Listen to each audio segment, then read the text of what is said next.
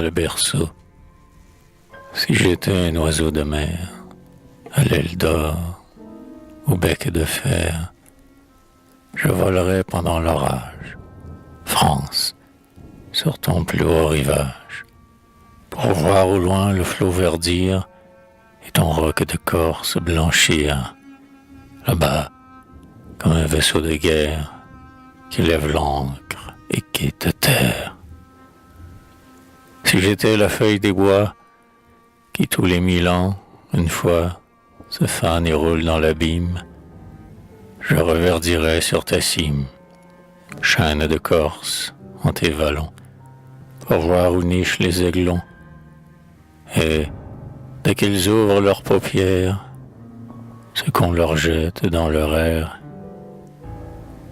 Si j'étais l'étoile qui luit sur l'océan pendant la nuit, je monterais à demi nu sur les vagues, puis sur la nuit, puis avant l'aube dans le ciel, puis je dirais à l'Éternel le nom qui remplit mon oreille, et dans mon songe je me réveille. Je ne suis pas l'oiseau de mer, ni la feuille verte en hiver, ni l'étoile dans la nuit noire. Je ne suis rien qu'un chant de gloire. Je veux monter jusqu'à demain les degrés de ma tour d'airain, pour voir le long chemin qui mène du pont d'Arcole à Sainte-Hélène. Avec l'écho, sans m'arrêter, d'un vol bruyant je veux monter sur le seuil de 1000 royaumes, sur leurs tombeaux, sur leurs fantômes, sur les pins frissonnants des lots et sur l'orme de Waterloo. Puis, au fait, battre de l'aile comme en son nid une hirondelle. Peuple de France, écoute-moi, et dans ton cœur, relève-toi. Suspends un moment ton ouvrage, écoute-moi, malgré l'orage. Comme un pèlerin du désert s'arrête au bruit de la tourmente et du chamelier qui se perd, écoute le chant sous sa tente. Écoute-moi, ciel d'Orient. T'en souviens-tu de cette étoile qui jour et nuit luisait sans voile comme une épée au firmament? Écoute-moi, désert d'Asie.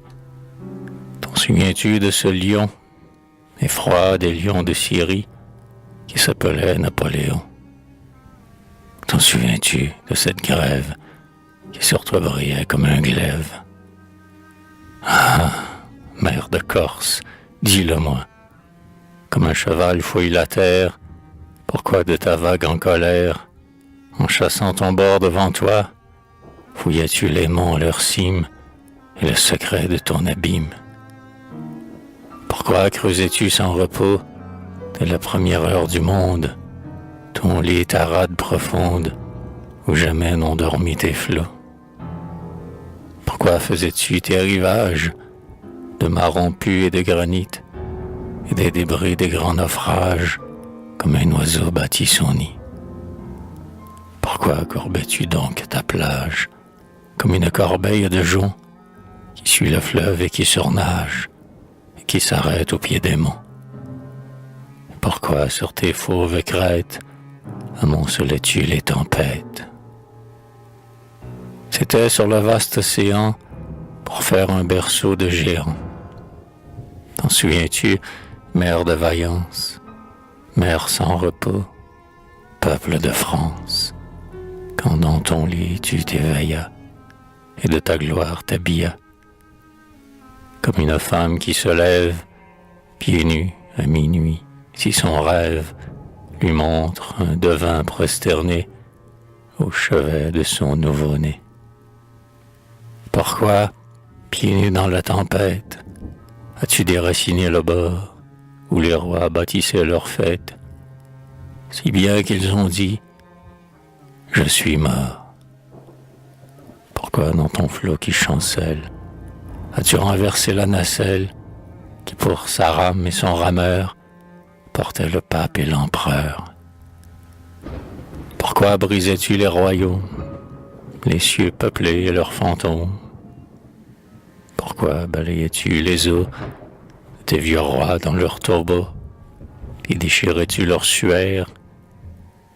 C'était, debout dans ta colère, pour jeter un rocher d'enfant au fond d'un berceau de géant.